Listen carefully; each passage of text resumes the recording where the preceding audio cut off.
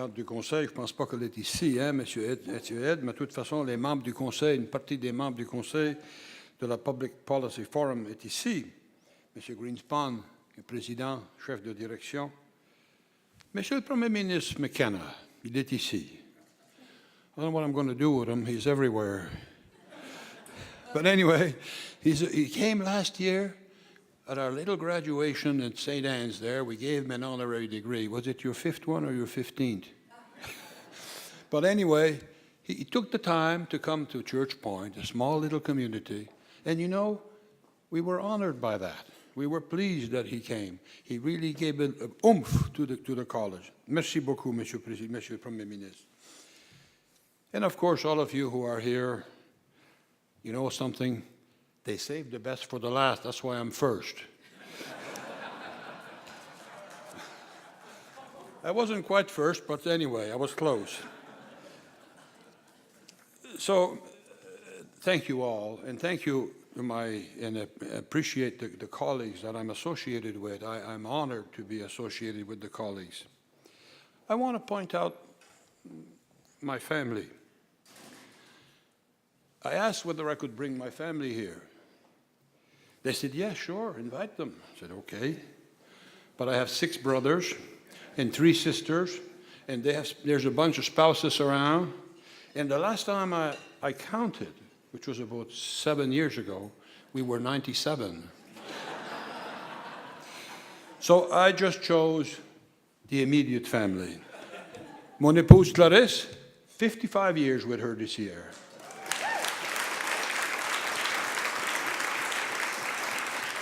We're trying to break the world record, but it's coming. À cette table-là, il y a my daughter aînée, Louisanne and Jeff, son mari. We have Martine, who is a teacher. Louisanne is a lawyer with her friend Marc. And we have a daughter-in-law, Sherry, who teaches in the School of Nursing and does some research at Dalhousie.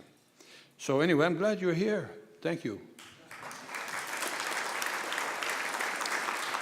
So merci beaucoup au Conseil pour cet honneur. I thought I was through receiving this kind of thing, but you know something? I take them when they come. Un grand merci, Madame, pour m'avoir présenté. Merci beaucoup. Un double merci au Premier ministre McKenna. Un très grand honneur, franchement, d'être honoré à votre nom. Très grand honneur. Ministre Inch, merci d'être venu. Merci beaucoup. I do not have access to researchers anymore to prepare some speeches for me and all of that stuff, because I'm an old man. So this will not be a Rhodes Scholar type of speech. And what do I talk about in 3 minutes? But I looked at a video, and they were all running about 13, 14, 15 minutes, so I said, I'm okay. When I say thank you to people, the reason why I'm receiving this award is because of the people I worked with. I'm so grateful for the help I received from the assistance of those people.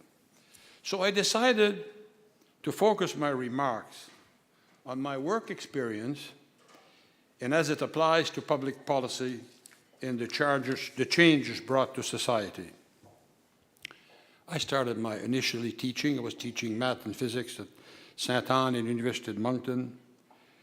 And then in 1968, I went in politics. Now this is where the action is in terms of public policy.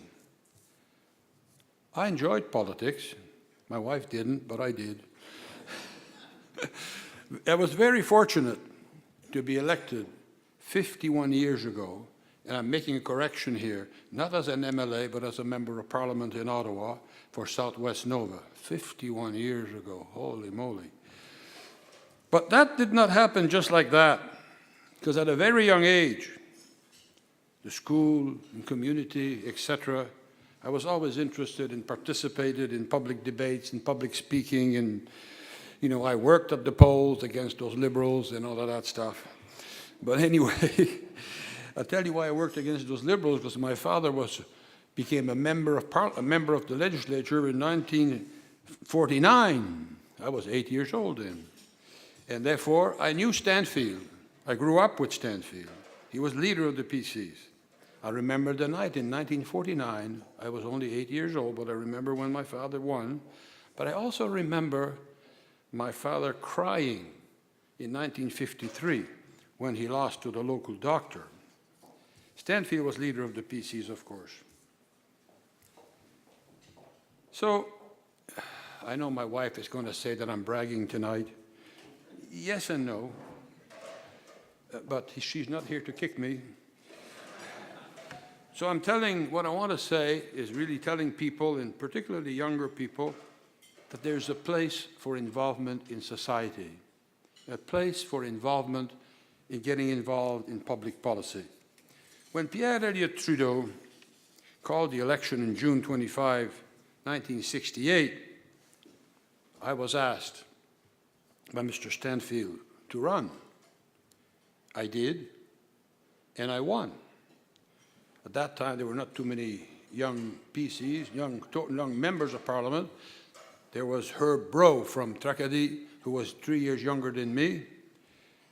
But and at that time, you could be friends with the Liberals a little bit, you know. Stanfield's policy was very simple. That's his approach to politics. You only spend the money you can afford, and you help those who need help, not necessarily everyone. And that has been my approach in public policy issues ever since.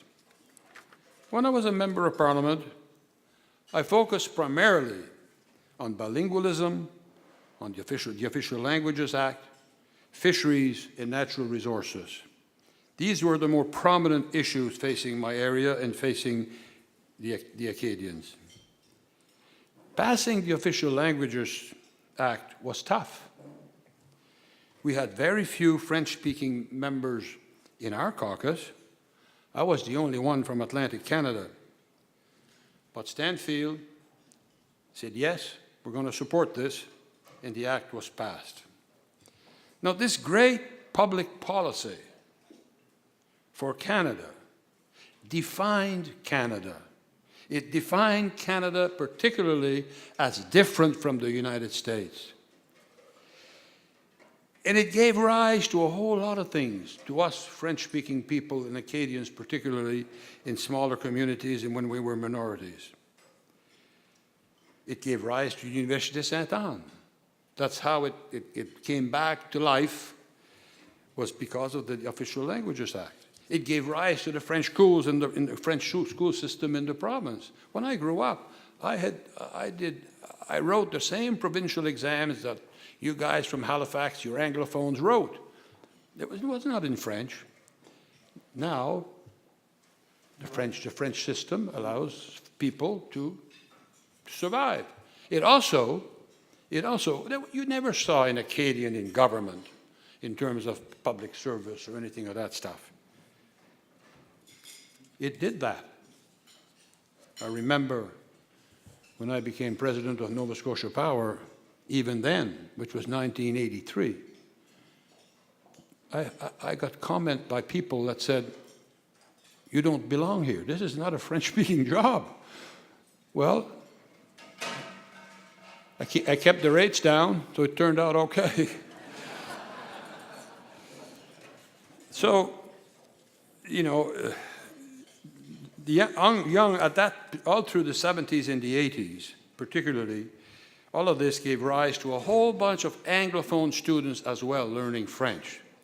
And it's fantastic what has happened in the last 30 or 40 years. The public immersion, the immersion programs in the schools, you know, you go to a store today, I mean, I do it on purpose sometimes, I say something, a few words in French, and you know, most of those clerks can respond to me. It's fantastic. I feel good. Anyway, that was one topic. That was great public policy. And you do that, you do all the things with schools and all of that stuff, with with a great team. Environment, as part of my other job, environment and natural resources was a hot topic and still is a major public policy issue. You hear that every day almost. Now, I was lucky.